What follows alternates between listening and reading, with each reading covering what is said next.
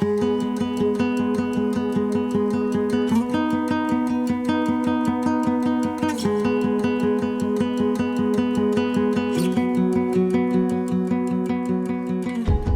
we're broadcasting from Palo Alto, California, in the very heart of the Silicon Valley.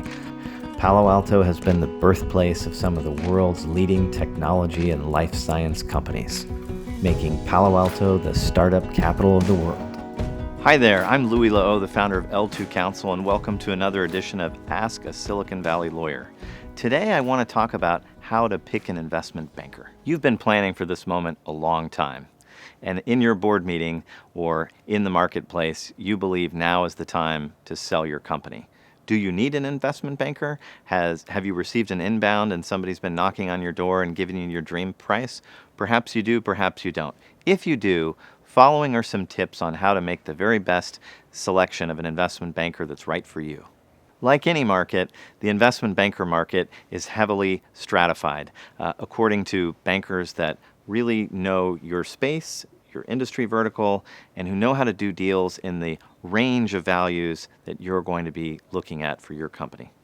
There are big names that you may have heard of, and those might be right for you if you're looking at a $1 billion sale. But if you're looking to sell your company in a $10 to $30 million range, that big name brand that you've heard of may not be the right fit for you, either because of their minimum fee, because of the percentage of consideration that they'd be looking for in a sale, and most importantly because given that the majority of the transactions they work on are at this price point, they're probably not going to spend a lot of time on a transaction in this price point. Today I'm going to talk to you about how to select an investment banker to sell your business. The first question we get to before that, however, is do you need one at all? A lot of companies come to me with a term sheet that's come in over the transom from a competitor, a private equity buyer. It's their dream price. They've had several discussions. Perhaps there's not a need for an investment banker if you have a solid legal and accounting team to back you up and take you through the diligence process, and if the buyer is an experienced buyer who knows how to get a deal done. However, if you're looking to go and discover what's the best price for you and the best price for your business, you probably will need the help of an investment banker. Not all are created equal, and not all are right for you, even if they're great. So there are probably some large bulge bracket investment banking names that we've all heard of that bring companies out public, and they're fantastic. But if you're selling your business in a range of 10 to 50 to even $100 million, perhaps you'll get better attention, better service, and perhaps there is an investment banker who has much greater expertise in your industry vertical, in your geography, and who knows the universe of potential buyers better than anyone else. So certainly it is not about brand, it's about who can deliver the most value for you. I want to talk about 3 ways that you can select an investment banker and lock in an engagement. First, obviously, everyone asks, what's the right fee? And that's going to depend on all of those things that we've already talked about. Industry vertical, the amount of consideration that you're looking for, and perhaps incentives that you want to set up to incentivize your investment banker to get you to the right fee. Those are all things that are legitimate questions that can be negotiated in the course of the engagement. They will also want a tail period, which means that if they're terminated, or if the engagement expires and then you sell afterwards within some period of time, whether it's 6, 12, or 24 months, they still get the right to their fee. And the theory there is that all of the activity and the introductions that they make may just not yield fruition until after their engagement expires and that they've still earned their fee. So that's an important thing to think about, consider, and negotiate. The second thing is looking at other companies in your sector that have been sold to the types of buyers that you're looking for and which investment bank has been part of that transaction. So if you're looking to sell to a company that starts with G and an investment bank that starts with Q has sold several companies to a company that starts with G. Perhaps it's good to be talking to that investment bank that starts with a Q because they really know G, they know how to sell to them, they know the players, they know the process. These are all important considerations. Finally, I would say I would really want to know how many companies have been sold by this investment bank in the range of prices that you're thinking of, and what were the issues that they attacked and came up. So, for example, if you think that an earnout is going to be needed to sell your business, does this investment bank have experience negotiating earnouts? And not only negotiating them, making sure that they get paid.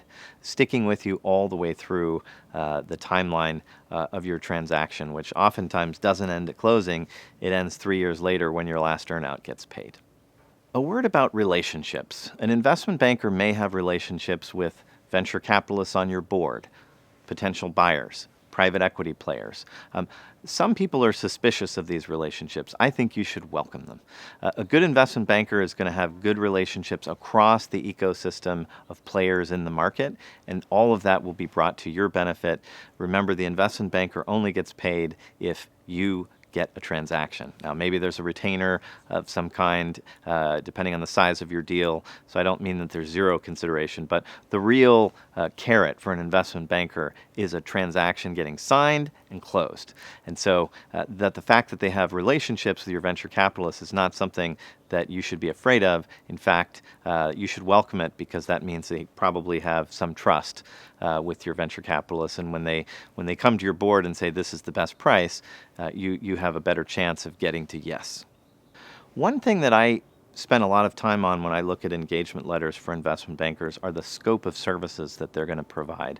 This is really important to have a very frank exchange of views and a good understanding of the types of support that you're going to receive from your investment banker, whether it's putting together a financial model, whether it's putting together a waterfall, adjusting the waterfall for various different scenarios, putting together your confidential info memo, accompanying you to meetings. These are all important things that you want your investment banker to be helping you with to get to the best deal.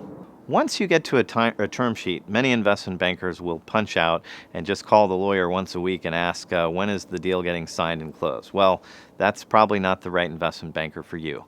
You're going to want somebody that's going to help you maintain the data room, keep good discussions going on with the buyer, check in at regular points with the buyer and make sure that they're moving as quickly as they should be and under the circumstances towards a signing and then towards a closing.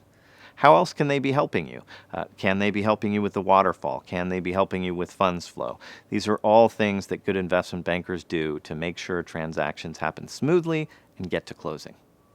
Final word about investment bankers. This is somebody you're going to be spending a lot of time with. So you want to make sure that the person that's selling you is going to be the person that's going to be with you all along in every stage of the way. Of course, they're going to have a team, and you're going to want to meet them as well. And you're going to want to make sure there's good synergy between you and the lead and the other members of the team, because it's working together that brings you the best transaction.